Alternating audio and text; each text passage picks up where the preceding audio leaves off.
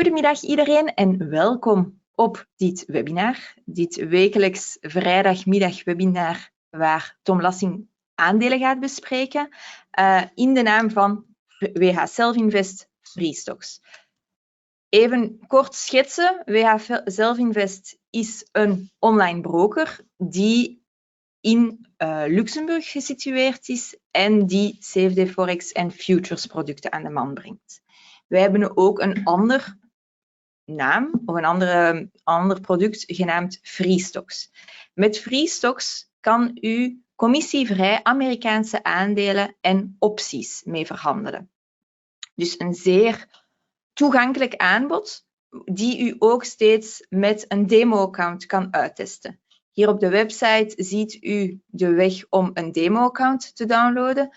Doe dit zeker om het platform, om het aanbod uit te testen. En u zal zien een zeer toegankelijk aanbod, een zeer toegankelijk platform. Naast die zelftraderekening hebben wij ook de stockboxen. De stockboxen zijn boxen die wij voor u beheren en dit gebaseerd op het momentumprincipe. Het momentumprincipe is dus uiteindelijk de best presterende aandelen zullen volgende periode ook de best presterende zijn en wij houden dus steeds de winnaars in de portefeuille. Deze portefeuille is opgesteld uit 8 aandelen en kan u kiezen tussen de Nasdaq 100 stockbox of de AI stockbox kunstmatige intelligentie stockbox. Dus zowel zelftrading als beheerde rekening. Dus ga zeker eens naar onze website freestocks.com en bekijk het aanbod. Dan geef ik graag nu het woord en het beeld aan Tom, die vandaag een paar aandelen gaat bespreken, waaronder Nvidia, Google, of Alphabet beter gekend, of Altria. Ik ga u het beeld geven, Tom. Ja, mooi. Welkom iedereen. Ik ga er 3 aandelen in ieder geval bespreken. En ik wil eigenlijk zo meteen beginnen met Nvidia. Want die is gisteren met cijfers gekomen. En die cijfers waren extreem veel beter als mensen hadden verwacht. En dat is dan op zich wel een grappig iets. Dat ze zoveel beter waren, want men was er niet gerust op. En dat er niet gerust op zijn, dat resulteerde eigenlijk in het feit dat die aandelen omlaag gingen in koers. En daar was eigenlijk de beurs ook had er wat last van. We zien hier de grafiek, dit heb ik van de vorige keer nog laten staan. Toen was het nog lagere toppen. En dan was het van een vlagpatroon, want we hebben hier ook hogere bodems. En dan moet hij ergens uitbreken. Dat deed hij, die was naar boven. Dan weet je, dat zit goed. Nou, dan ga je omhoog. Dan komt er op een gegeven moment dus een steunweerstand. Die zit hier, dat is dit lijntje. En die steunweerstand die heeft het gehouden en we zijn omhoog aan het gaan. En we zijn nog steeds omhoog aan het gaan. Nvidia, hoezeer het ook omhoog al is gegaan en ongelooflijk veel waard is, trend is omhoog. En eigenlijk is het zo dat er in de wereld maar weinig aandelen zijn die structureel omhoog gaan. En als je dan zo'n aandeel hebt, dan zou je daarin moeten zitten. Dan is even de vraag, en daarom ga ik zo meteen ook over Altria praten, hoe lang moet je erin zitten? Nou, het is niet verstandig om vanaf het begin tot het eind erin te zitten. Het is veel verstandig om te kijken wanneer gaat de trend keren. Nou, dat is nu nog niet het geval bij Nvidia, dus zou je erin moeten zitten. Nou, wanneer gaat dan die trend keren? Een van de mogelijkheden die je hebt is bijvoorbeeld zeggen, nou, als het aandeel 10% vanaf het hoogste punt is gedaald of 20% vanaf het hoogste punt is gedaald, dan stap ik uit. Dat zou een mogelijkheid kunnen zijn. Dat kan je zelf bepalen. Het is niet zo dat het een wetmatigheid is van dan moet je dat doen. Maar als je dan zo'n aandeel hebt dat trendmatig omhoog gaat, dan zou dat een mooie manier kunnen zijn om te zeggen, nou, nu pak ik daar op een gegeven moment mijn winst op. In dit geval, Nvidia is nog steeds koopwaardig, maar ja, ik zou wel een stop-loss aanhouden en die stop-loss die zou ik dan eigenlijk willen leggen op een 139 of net onder 138,75. Dat zou ik dan zelf aanhouden. Nou, dan wil ik even gaan kijken naar Google. Wil goed doen. Dat is handig. Google. Alphabet uiteraard, maar de code is nog steeds hoog. En hier zie je dat het aandeel omlaag aan het gaan is. En ook hier bij de MACD zie je dat we negatief aan het keren zijn. Nou, wat is er in het geval bij Google? Er is door de Amerikaanse toezichthouder gezegd dat ze de browser Chrome moeten verkopen. Die moeten ze afstoten. Google, Alphabet, is te groot, te machtig geworden. En een van die dingen om dat dan te voorkomen is dat zo'n bedrijf of moet splitsen of onderdelen moet verkopen. In dit geval is gezegd, nou, je moet je browser verkopen. Sorry. En we zien dat terug. We zien het terug in een daling van gisteren, 5%. We zien het terug in de MACD. Ja, dan heb ik zoiets van, oké, daar zou je van kunnen zeggen van, oké, pak je winst als je die aandelen hebt. Of kijk even of je bijvoorbeeld, als je in opties handelt, van is het dan niet handig om bijvoorbeeld een call optie te schrijven. Maar dan moet je wel kijken van, wil ik dat kaal doen? Of heb ik de aandelen en doe ik het op die manier? Ik vind deze aandelen op dit moment niet meer koopwaardig. Ik heb ze niet meer, dus ik zou ze ook nu niet kopen. Een ander alternatief is dan het schrijven van call-opties. Ik zou niet short op gaan. Short gaan is interessant bij sommige bedrijven, maar dan moet je slechte bedrijven hebben. Dit is pertinent geen slecht bedrijf. Dus dan moet je er niet op short gaan, want morgen komt er een goed bericht en dan knalt de koers weer omhoog. En dat is dan terecht. Dus vandaar dat je daar wel heel voorzichtig mee moet zijn. Voor de lange termijn, als je hier kijkt, dan is dit een aandeel wat ook nog steeds een trend heeft die waarschijnlijk wel omhoog is. Aan de andere kant, deze daling van de top van 194 naar een 150, onder de 150, was natuurlijk een moment, hier had je dit niet mee moeten maken. Dan is de vraag, ben je al ingestapt? En als dat zo is, ja, dan zou je nu je winst kunnen nemen. Ik denk dat hier een kering aan het plaatsvinden kan zijn. Ik heb geen zekerheid. En dan ben ik eigenlijk er voor de zekerheid liever uit. Laat het duidelijk zijn, zowel Nvidia als Google of Alphabet zijn fantastische bedrijven. Nvidia zou ik nog steeds in willen zitten. Ik heb die aandelen overigens niet. Google zou ik nu niet meer willen hebben. Dan zou ik eventjes mijn winst nemen als ik de aandelen zou hebben. Dan een ander aandeel, Altria. En die heeft als code MO. En Altria is een van de beste aandelen die de beurs ooit heeft gekend. Dat klinkt misschien gek, want ze verkopen onder andere rookwaren. Maar dit is, als je over 100 jaar bekijkt, een van de beste aandelen ooit. Hier heb je een gigantisch rendement kunnen halen als je die 100 jaar geleden had gekocht. Nou, ik weet niet of mijn opa dat heeft gedaan. Ik denk het niet, eerlijk gezegd. Maar hij heeft ze in ieder geval niet aan mij overgedragen als hij ze ooit heeft gehad. Dus dat is het punt. Wat heb ik gedaan? Ik heb van de week winst genomen op deze aandelen. Want ik heb ze dus wel gehad. Ik heb dus een mooie stijging meegemaakt. Dan is de vraag, moet je dan winst nemen? Nou, en dan kom je op het punt, wat voor belegger ben je? En daar wil ik het nu even over hebben. Ik denk dat het verstandig is om met de trend mee te beleggen. Maar ik weet ook dat op een gegeven moment, als het heel lang omhoog is gegaan, dat je op een gegeven moment winst zou kunnen nemen. Nou kan je zeggen, ja, ik ga pas winst nemen als de trend keert. Verstandige keuze, niks mis mee. Maar je kan ook zeggen, nou, ik neem de winst omdat ik het mooi genoeg vind. En ik zie een topvorming, ik ben eruit. Nou, en dan ben ik heel vroeg, want als we naar de MACD kijken, die zien we hieronder, die is net vlak aan het worden, is nog niet een verkoopsignaal. Dus ik ben wel akelig vroeg. Maar ja, dat was mijn keuze om eruit te gaan. Kijken we nu naar waar staat het? Als je deze aandelen niet had en nu zegt van ja, ik zoek een aandeel, dan is het een moment om te kopen. Waarom? Nou, je ziet een nieuwe top, dus een hogere top. Er is nu enige twijfel. En we zien hier op 54,35 zien we een mooie steun. Dus dan is het eigenlijk zoiets van, nou, stap in als die richting die 54,35 komt. Hoop dan dat die steun het houdt. En ga mee verder omhoog. Want de trend is nog niet gekeerd. Maar weet, ik heb dus wel winst genomen vanwege het feit dat ik die winst had. En had zoiets van, oké, pak aan, ik heb hem. Dat maakt dus ook dat iedere belegger anders is. Terwijl je dit aandeel zou kunnen kopen nu van, oh ja, dit is nu doorgebroken, nieuwe top. Heeft een ander zoiets van, nou ja, ik pak gewoon mijn winsten. Alle twee heb je dan gelijk. En dat is dan ook wel interessant om daar naar te kijken. En het is heel erg belangrijk om te weten dat beleggen alleen maar kan als je het oneens bent met elkaar. Overal anders is er ruzie en alles, maar de beurs werkt alleen maar als je het oneens bent met elkaar. De een moet verkopen en de ander moet kopen. En iemand die verkoopt, die doet dat in principe omdat die zegt van ik moet het meuk niet meer. En iemand die koopt, die zegt van oh, dat is een prachtig ding, die wil ik hebben.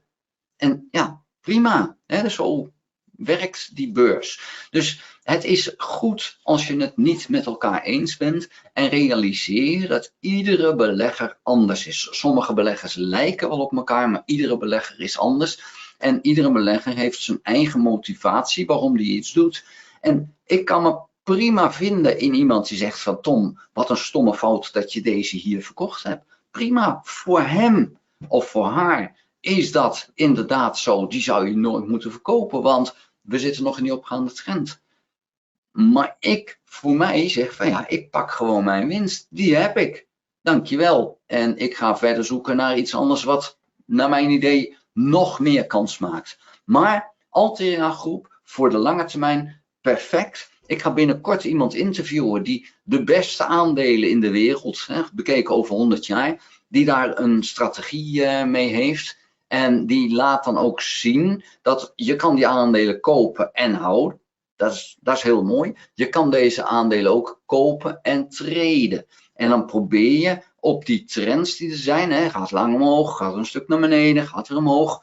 Ja, dan kan je nog 20 keer zoveel rendement halen. Maar dan moet je klasse aandelen hebben. En Altria Groep is niet te vergelijken, hoe gek dat ook klinkt, met een Nvidia of een Alphabet. Altria is over die lange termijn gezien veel beter geweest. Hoe gek dat ook klinkt, want we hebben gezien hoe Nvidia is gestegen op die korte termijn. Kijken we naar de korte termijn, heeft Nvidia natuurlijk gigantisch gedaan en Alphabet ook.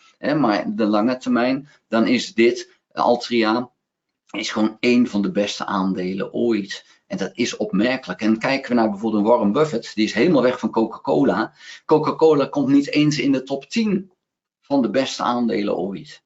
Dus het is wel een goed aandeel, laat duidelijk zijn. En Warren Buffett is er schatrijk mee geworden. Maar Warren Buffett heeft Coca-Cola gekocht en gehouden. Prima voor hem. Hij heeft er een enorm rendement mee gemaakt. Maar het had nog meer rendement kunnen maken als hij daar toch iets actiever in had gaan treden. Ja, en dat is dan ook het punt van wil je dat of wil je dat niet? Waar let je dan op? Heb je daar de behoefte aan om dat te doen en wil je die kennis dan ook opdoen? Want traden betekent dat je dan een mening moet vormen over wat de koers gaat doen.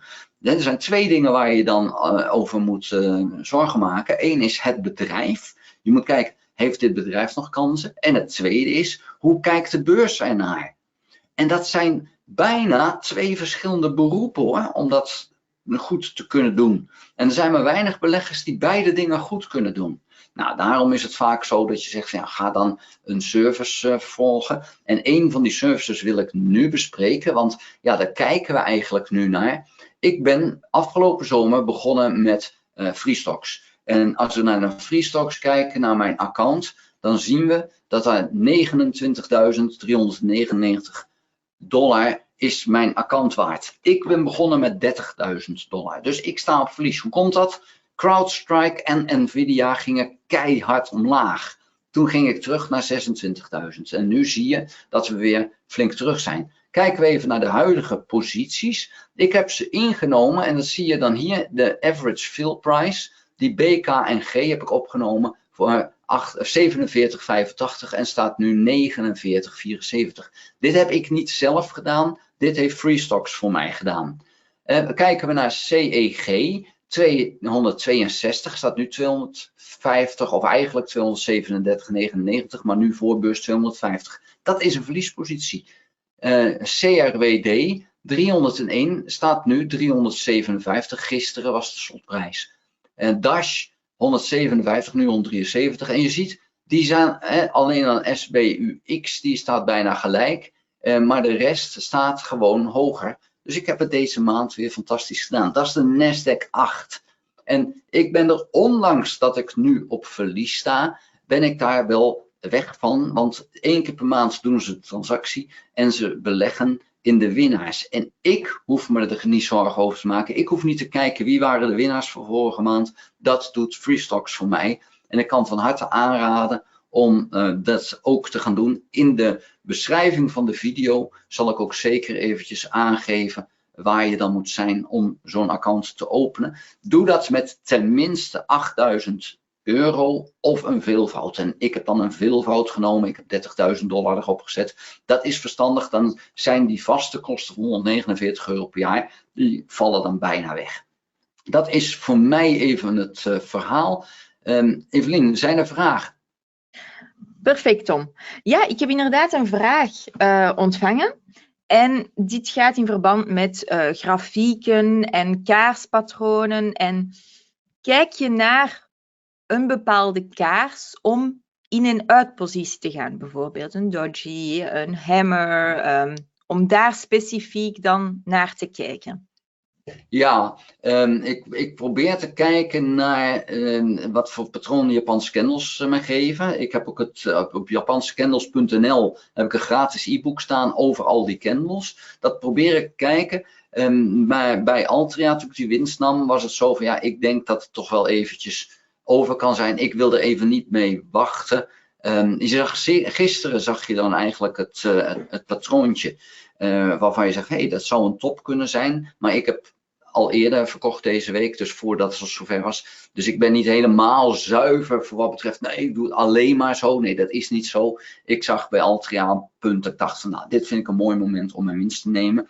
Maar Japanse candles kunnen je enorm helpen. En een van de dingen die wel interessant is, ik maak ook video's over de oorlog in de Oekraïne. En er wordt me wel eens gezegd, wat heeft een beurskanaal te maken met die oorlog in Oekraïne? Nou, die Japanse candles zijn door een Japanse generaal ontwikkeld. En die generaal zag dat hij in de strijd, door het maken van die candles, hij zag hoe zijn collega, of althans zijn vijand, reageerde. En hij heeft daar candles voor gemaakt. En als hij dan een bepaald patroon zag bij de vijand, dan gaf hij dat in een Japanse candle. En daarmee kon hij bepalen van, hey, hoe staat mijn vijand erin? En op de beurs ben je altijd tegenover een ander bezig. En ik maak wel eens de grap dat beleggen is oorlog. En dan is een euro is een soldaat. En een optie is een peloton. En een portefeuille is een leger. En ja, dan moet je af en toe een paar euro opofferen om dus een slag te winnen. Nou, en op die manier kan je daarmee ook spelen. En Japanse candles geven een heel mooi inzicht. Ik kijk ook naar de MACD, maar ook naar andere indicatoren. Maar ik moet wel waarschuwen dat je moet niet overnemen wat ik doe. Want ten eerste, in de presentaties die ik geef, hou ik het simpel. Want ik wil niet te ver gaan. En het tweede is, iedere belegger is anders. En dus betekent het dat mijn instellingen voor mij werken. Maar je moet zelf zoeken naar wat is voor mij dan de beste instelling. Want ik ben een redelijk actieve belegger. En misschien ben je veel minder actief, misschien ben je nog veel actiever. En dat betekent heel veel voor wat je moet doen met bijvoorbeeld Japanse candles en indicatoren. Dus in die zin is er geen perfecte manier. Iedereen moet zijn eigen perfecte manier gaan zoeken. Ik hoop dat dat een antwoord is op de vraag die werd gesteld. Inderdaad, perfect. Maar dan rest mij eigenlijk u een fijn weekend wensen, ook aan alle aanwezigen hier. En dan zien we elkaar volgende week terug. Hartstikke mooi, dankjewel. Hallo.